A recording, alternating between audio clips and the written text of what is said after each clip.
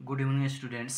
तो आज के वीडियो में हम गॉस के प्रमेय से संबंधित आंकिक प्रश्नों का अध्ययन करेंगे और वीडियो को लॉन्ग न करते हुए हम पहले टाइप को सीख लें। पहला टाइप में आपके प्रश्नों में जो मान दिए गए होते हैं वह सदिश रूप में होते हैं।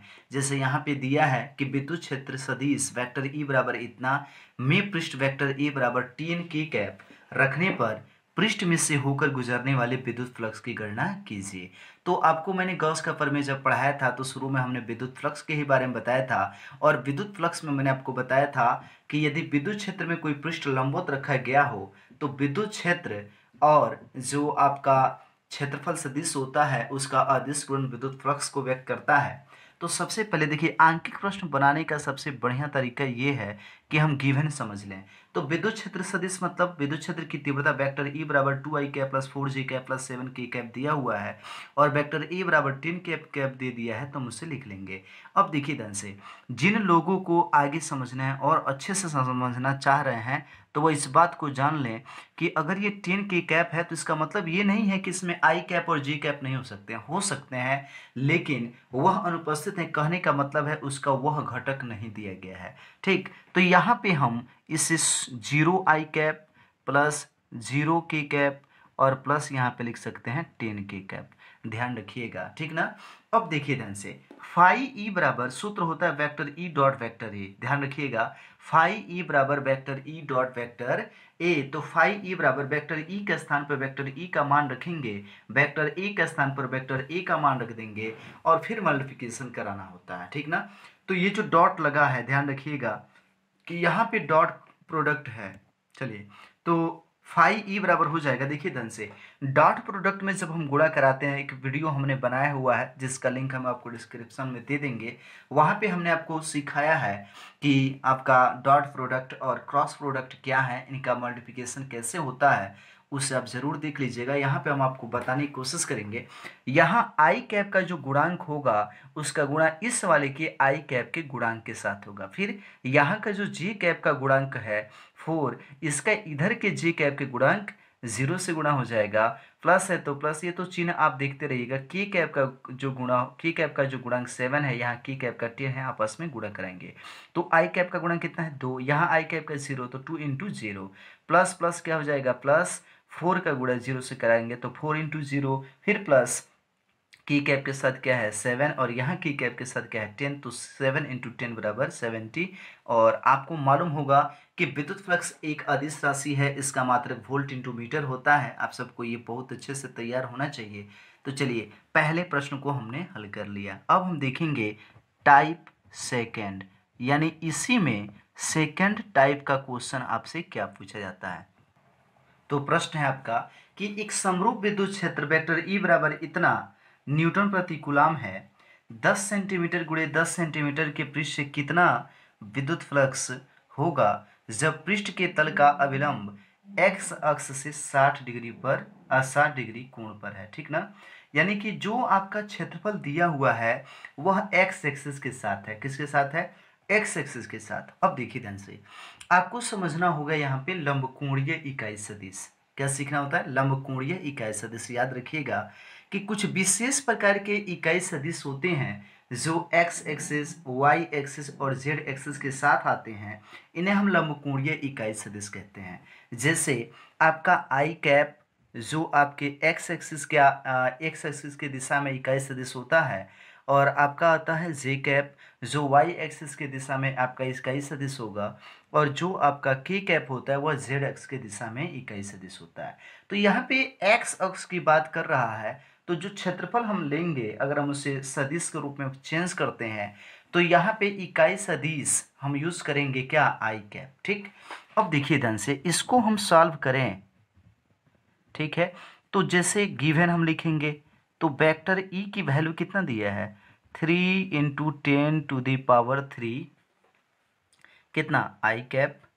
फिर इसी में आपका कह दिया है, चलिए आई कैप यहाँ पे दिया हुआ है, और उसके बाद से हम दिया है आपका वेक्टर ए बराबर क्या आपका 10 सेंटीमीटर इंटू 10 सेंटीमीटर। ठीक, तो आपका वेक्टर ए बराबर कितना हो जाएगा 100 सेंटीमीटर स्क्वायर। ठीक, अब देखिए वेक्टर ए बराबर 100 का 100 सेंटीमीटर को मीटर में बदलेंगे तो 10 पावर -2 से गुणा कराएंगे, लेकिन इसका वर्ग है तो 10 पावर -4 हो जाएगा और ये हो जाएगा मीटर स्क्वायर। तो वेक्टर ए नहीं लिखिए अभी, क्योंकि हमने इसमें इकाई सदिश ऐड नहीं किया है। तो चलिए हम ऐड नहीं करते हैं, ठीक ना। तो जब हम ऐड नहीं करेंगे तो ये हो जाएगा 10⁻⁻2 मीटर स्क्वायर। अगर विद्युत क्षेत्र आई कैप के रूप में दे, देखिए ध्यान से, आई कैप के रूप में, तो ये तो सदिश के रूप में है। तो अगर ये अदिश के रूप में है तो इससे भी ये अदिश के रूप में है तो इससे भी अदिश के रूप में बदलना होगा।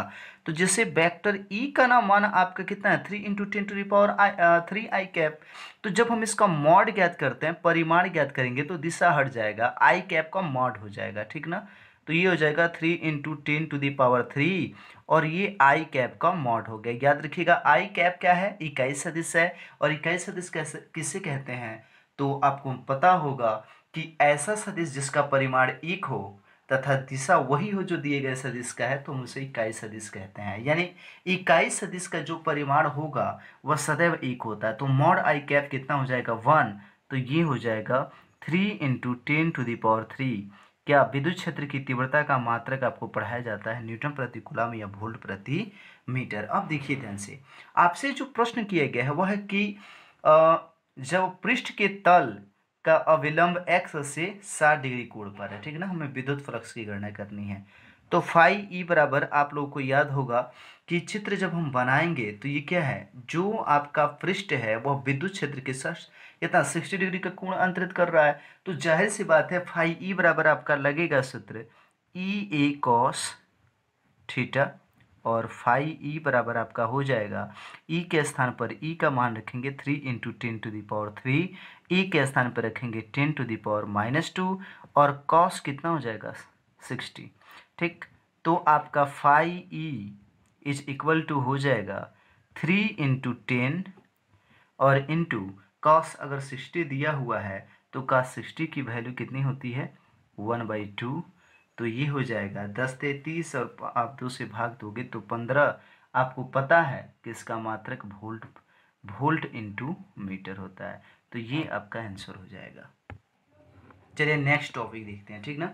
तो टाइप जो थर्ड है ये एग्जाम में कई बार पूछा गया है, ध्यान रखिएगा। 1 नंबर का क्वेश्चन होता है, ये दिया है किसी घन के केंद्र पर 10 माइक्रोकूलम का एक आवेश रखा है, घन के एक पक्ष से निकलने वाले विद्युत फ्लक्स की गणना कीजिए। देखिए ऐसे प्रश्नों में क्या करता है, कभी कभी भुजा डाल देगा, ठीक ना, और तब आपसे यही क्वेश्चन पूछ देगा। तो वहाँ पे भुजा का कोई मतलब नहीं होता, ध्यान रखिएगा, वहाँ पर भुजा का कोई मतलब नहीं होता। लड़के ये सोचते हैं कि भाई भुजा वाला पार्ट कहाँ यूज करेंगे, आखिर दिया क्यों है, ठीक है। तो जो दिया है कोई जरूर नहीं है कि उसका प्रयोग आप यहाँ पे करेंगे, ठीक ना।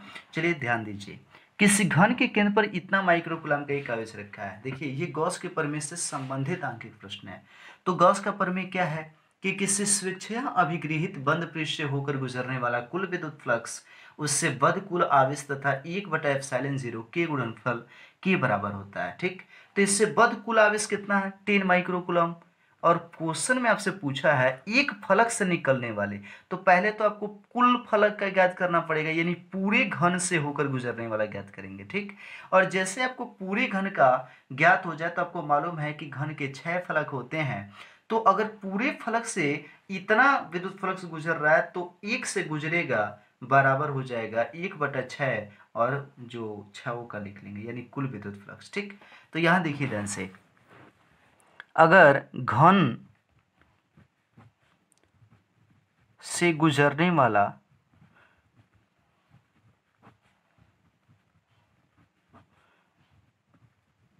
कुल विद्युत फ्लक्स अगर ये पूछा होता तो बहुत आसान होता, ठीक ना। कुल विद्युत फ्लक्स जो होगा वह फाई ई बराबर आपका हो जाएगा कितना Q × 1/ε0। किसके प्रमेय से, तो गॉस के प्रमेय से। लेकिन यहाँ पे प्रश्न में पूछा है कि घन के एक फलक से होकर गुजरने वाला। ठीक, तो भाई हम यहाँ सीधे से लिख सकते हैं कि घन के एक फलक से होकर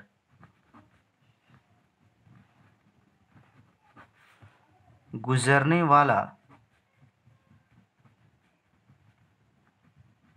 विद्युत फ्लक्स बराबर 1/6 इंटू क्यू इंटू 1/ε0। तो ये सूत्र आप ऐसे भी तैयार कर सकते हैं, ठीक ना। तो 1/6 इंटू क्यू की वैल्यू है 10⁻⁻5, ठीक ना, और 1/ε0, तो 1/ε0 की वैल्यू कितना बताया गया था, 8.85 × 10⁻⁻12, ठीक। अब ध्यान दीजिए, यहाँ पे 10⁻⁻12 है, ऊपर भेजेंगे तो प्लस हो जाएगा, तो 12 में से 5 घटा तो 7, और ये हो जाएगा 10⁻7 बटा 6 का गुणा आप करा लो, तो 6×5 = 0, और ये हो जाएगा 6×8 = 48, और 3 = 51, और फिर 6×8 = 48 और 5 = 53, दशमलव लगा लेंगे। ये तो आ गया मान, लेकिन क्या यही आंसर आ जाएगा, नहीं। तो देखिए ध्यान से, अब तो हम क्या करते हैं, दशमलव से डरते हैं भाई, तो हम क्या करेंगे, और जो 10⁻7 है, तो क्या मैं इसको 100 × 10⁵ नहीं लिख सकता, आसानी से लिख सकता हूँ, क्योंकि 10⁻2 और 10⁵ 10 क्या हो जाएगा 7 बाई आपका हो जाएगा 53.10, ठीक। अब हम क्या करेंगे, 100 में भाग देंगे, तो 100 में जब हम भाग देंगे तो आपका आएगा 1.88 इंटू 10⁵।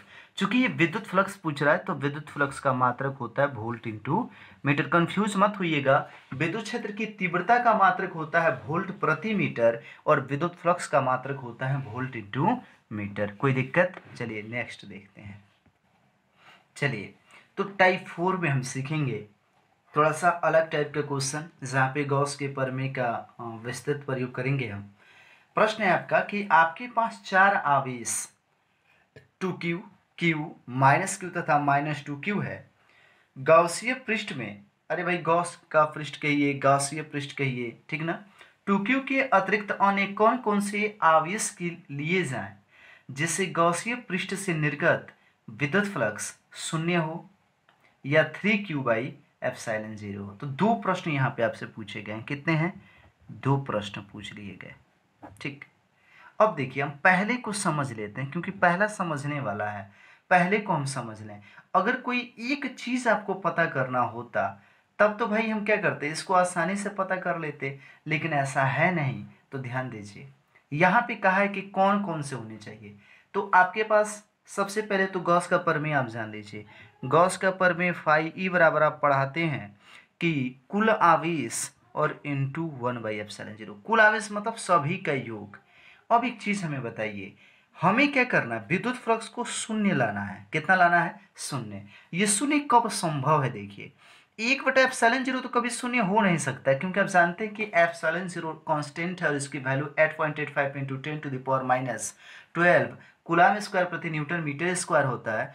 तो ये तो वैल्यू आपकी है। अगर इस क्यूब का मान शून्य हो जाए, यदि इस क्यूब का मान शून्य हो जाए, तभी तो ऐसा संभव हो सकता है कि आपका फाई ई की भी वैल्यू क्या हो जाए, शून्य हो जाए, ठीक। यानी इस क्यू को जोड़ने पर कुल मान कितना आना चाहिए? शून्य आना चाहिए, ठीक। तो जोड़ के देखें, 2q, q, 3q और 3q -q और -2q को ऐड करेंगे तो ये सभी कट के क्या आ जाएंगे? 0 आ जाएंगे। आपको समझ में आ गया होगा।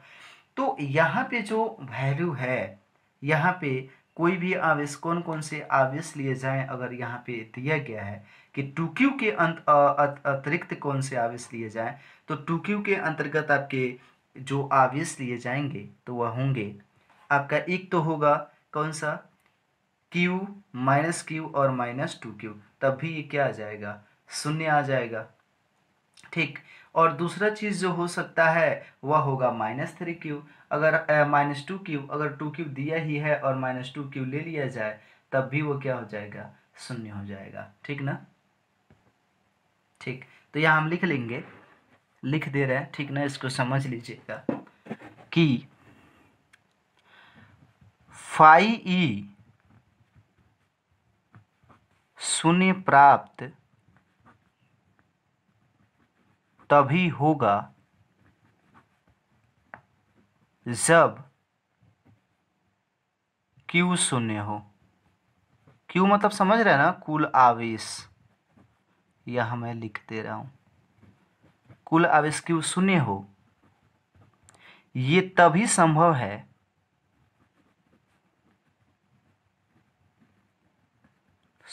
है जब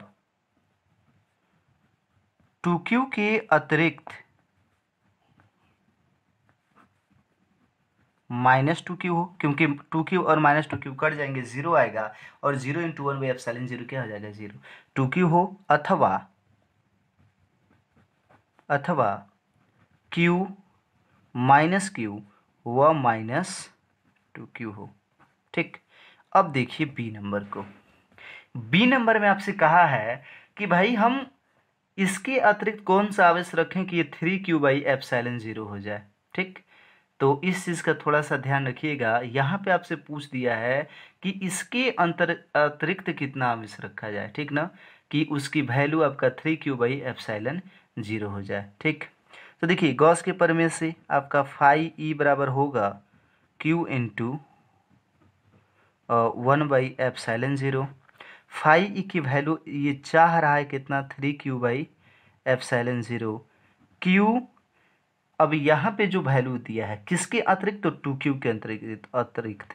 तो 2Q के अतिरिक्त भी तो कोई आवेश हम यहाँ मान सकते हैं। मान लीजिए कि वो क्या है, x है, और इंटू 1/ε0। ε0 से ε0 क्या हो जाएगा, कट जाएगा। ε0 से तो हम ε0 को कटा सकते हैं। तो यहाँ बचा आपका 3Q बराबर 2Q + x। तो x बराबर हो जाएगा 3Q - 2Q बराबर Q, यानी x की जो वैल्यू होगी वह Q भी हो सकती है, अर्थात यहाँ पे हम Q भी रखेंगे तब भी इसकी वैल्यू 0 आ जाएगी। ठीक, कोई दिक्कत। चलिए तो नेक्स्ट टॉपिक देखते हैं। ठीक, तो नेक्स्ट जो टाइप है, टाइप 5, जहाँ दिया है कि 2 माइक्रोकुलाम का एक बिंदु आवेश 9 सेंटीमीटर भुजा वाले एक घनाकार गॉसीय पृष्ठ के केंद्र से होकर गुजरता है पर स्थित है। पृष्ठ से होकर गुजरने वाले विद्युत बल रेखाओं की संख्या ज्ञात करनी है। ठीक, हमने आपसे पहले भी बताया था कि विद्युत फ्लक्स को विद्युत बल रेखाओं की संख्या करके भी क्वेश्चन पूछ देता है। ठीक, और आपको मैंने पहले ही बताया था कि यहाँ पे एक समान विद्युत क्षेत्र में स्थित किसी पृष्ठ से होकर गुजरने वाले विद्युत बल रेखाओं की संख्या ही विद्युत फ्लक्स कहलाता है। तो जहाँ कहीं भी आंकिक प्रश्नों में विद्युत बल रेखाओं की संख्या ज्ञात कीजिए कह दे, तो याद रखिएगा कि वह विद्युत फ्लक्स के बारे में ही आपसे पूछ रहा है। ठीक, तो यहाँ पे हमें क्या ज्ञात करना है, घन से होकर गुजरने वाला कुल विद्युत फ्लक्स। तो आवेश की वैल्यू दे दी गई है 2 माइक्रोकुलाम, और माइक्रोन की वैल्यू रखेंगे तो 2 × 10⁻⁻6 कुलाम हो जाएगा। तो संपूर्ण घन से होकर गुजरने वाला विद्युत फ्लक्स पहले भी ये सूत्र बता दिए हैं, बराबर होगा Q × 1/ε0, जहाँ Q कुल आवेश है। तो कुल आवेश कितना है, 2 माइक्रोकुलाम, तो 2 × 10⁻⁻6, और इंटू हो जाएगा 1/ε0। तो ε0 की वैल्यू होती है 8.85 × 10⁻12 कुलाम स्क्वायर प्रति newton metre square. Phi E बराबर आप क्या करेंगे, 2 10⁻12 इसको ऊपर भेज दीजिए, प्लस हो जाएगा।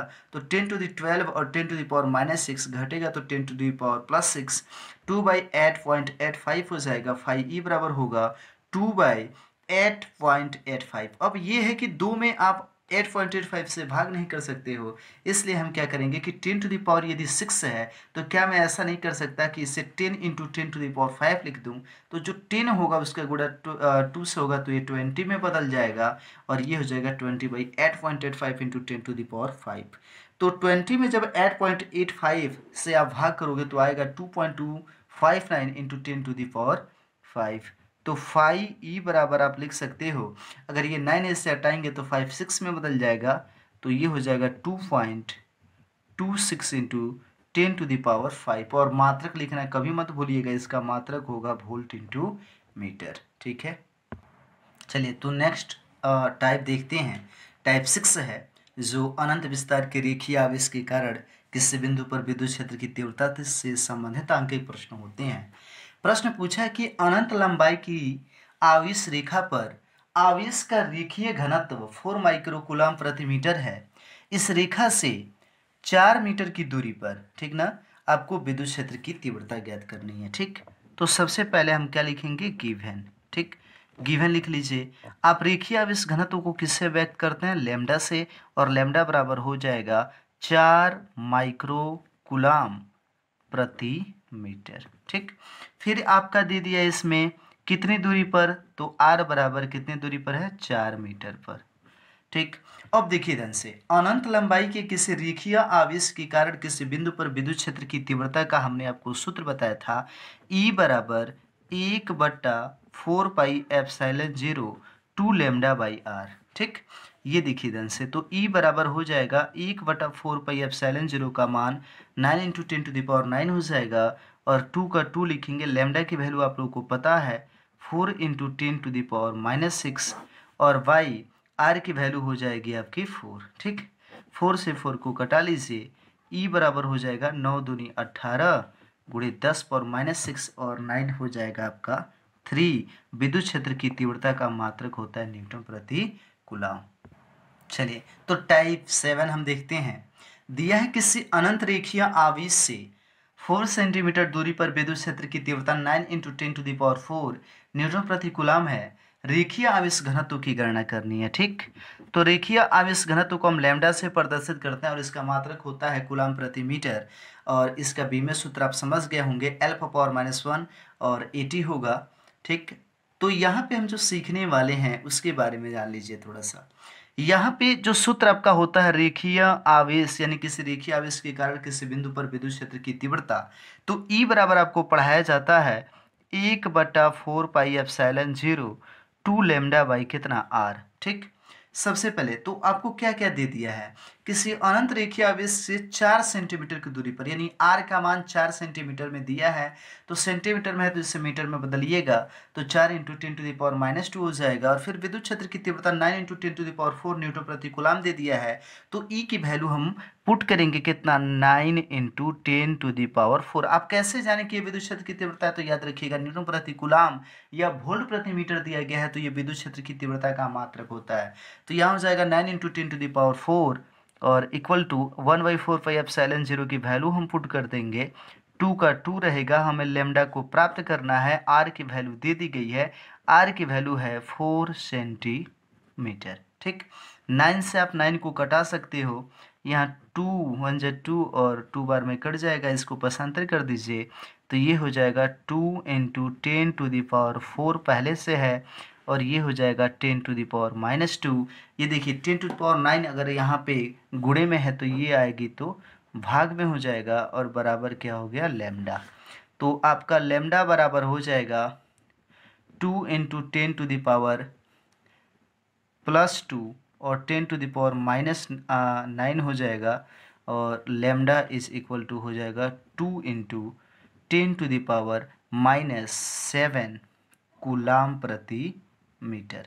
दूसरी चीज़ समझ लीजिए, कभी कभी ये क्वेश्चन आपका कह देगा कि इसको माइक्रो में बदलिए, तो माइक्रोन में कैसे बदलेंगे, तो इसको हम लिख सकते हैं, क्या लिखेंगे भाई, 0.2 लिख लीजिए, तो यहाँ तो 10 है, और 10 का गुणा 10⁻⁻7 से होगा, तो ये हो जाएगा 10⁻⁻6 कूलम प्रति मीटर।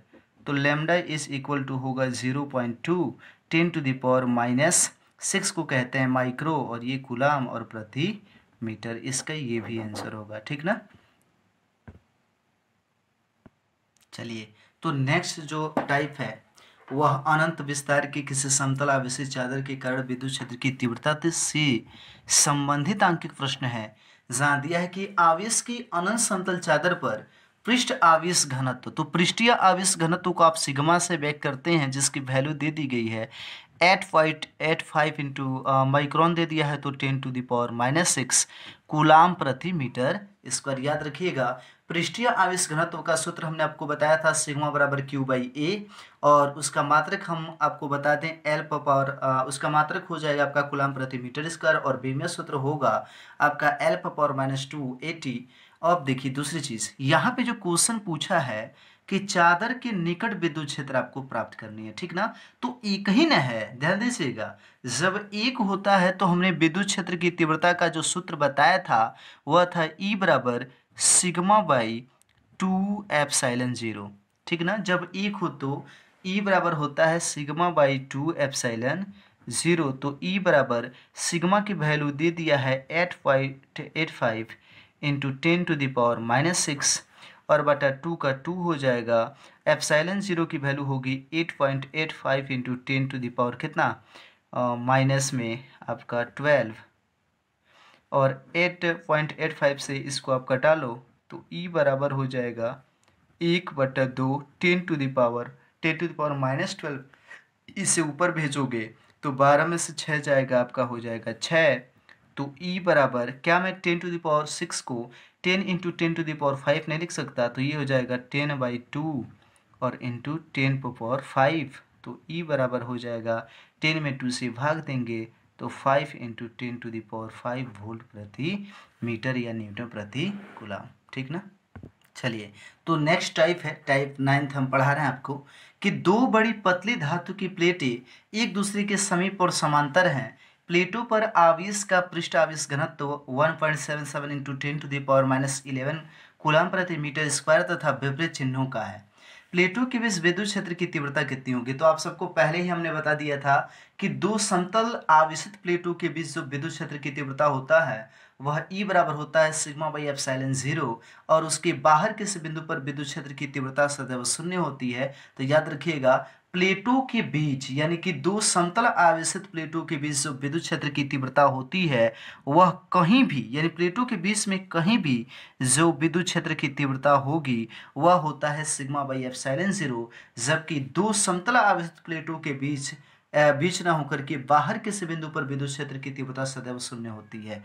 ठीक ना। तो यहाँ पे जो हम प्राप्त कर रहे हैं ई बराबर सिग्मा की वैल्यू दे दिया गया है 1.77 इंटू 10⁻11, लेकिन अगर हम इसको क्या कर दें कि दशमलव को एक अंक यहाँ लेके जाएं, यानी कि बाएं से दाएं आप लेके जाओगे तो यहाँ एक घात आपका बढ़ जाएगा माइनस में, तो ये हो जाएगा 17.7 इंटू 10⁻, आपका 12। तो इसे हम पुट कर दे रहे हैं यहाँ, देखिए 7 कितनी, चलिए यहाँ से दिखा दे।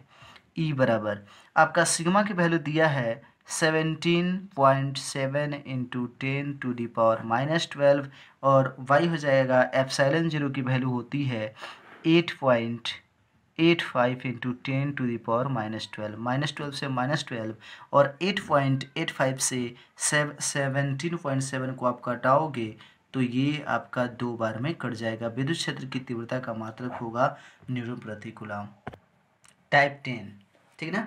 धातु की दो समतल आवेशित पतली प्लेटें 5 सेंटीमीटर दूरी पर समांतर हैं। इनके आंतरिक पृष्ठों पर आवेश विपरीत है। इनका परिमाण समान है। इनके बीच विद्युत क्षेत्र की तीव्रता 55 न्यूटन प्रति कूलम हो तो प्लेटों पर आवेश का परिमाण क्या होगा? प्रत्येक प्लेट का क्षेत्रफल 10 मीटर स्क्वायर है। देखिए ध्यान से, तो आप सबको याद होगी एक टॉपिक हमने आपको बताया था कि दो समतल आवेशित प्लेटों के बीच विद्युत क्षेत्र की तीव्रता, अगर वह आपको तैयार है तो निसंदेह आप इस क्वेश्चन को बना सकते हैं। ठीक ना। तो आपको याद होगा वहाँ पे जब हम बता रहे थे तो वहाँ पे हमने कहा कि जब आप एक प्लेट को आवेशित करोगे, अगर प्लस की से आवेशित करते हैं तो विद्युत प्रेरण के कारण दूसरे पर आपका माइनस के आवेश की उत्पत्ति होगी यदि वह निकट हो।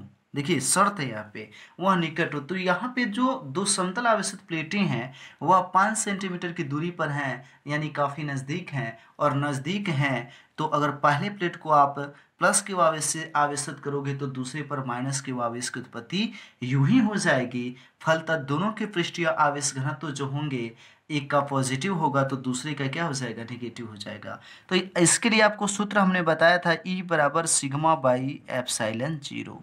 ठीक, ई बराबर, ई की वैल्यू भी दे दिया है भाई। तो अब देखिए हमको तो क्यू पूछा गया है ना, तो सिग्मा का सूत्र लिखेंगे। सिग्मा बराबर होता है क्यू बाई ए, यानी पृष्ठीय आवेश घनत्व बराबर होता है क्यू बाई ए। ई की वैल्यू जो दिया है वह 55 दे दिया है, बराबर एप्सिलॉन 0 की जो वैल्यू दी क्या कहते हैं क्यू का क्यू लिख लेंगे, बाई हो जाएगा ए एप्सिलॉन 0। इससे पासांतर कर दीजिए तो q बराबर 55, ए की वैल्यू है 10 और एप्सिलॉन 0 की वैल्यू है 8.85 इंटू 10⁻12। तो q बराबर ये हो जाएगा 8.85 into 15 into 55 into 10⁻11। q is equal to, तो ये हो जाएगा 486.75 गुणे 10⁻⁻11 तो क्यू बराबर दशमलव को 2 अंक इधर लेके आइए 4.867 इंटू 10⁻, अगर 2 अंक आप दाएं से बाएं लाएंगे तो घात हो जाएगा आपका धनात्मक, तो +2 और 10⁻⁻, ये हो जाएगा -9, तो क्यू बराबर हो जाएगा 4.87 और 10⁻⁹ को नैनो कूलाम भी कह सकते हैं, लेकिन चलिए हम 10⁻⁹ कूलाम ही लिख देते हैं, यही आंसर होगा।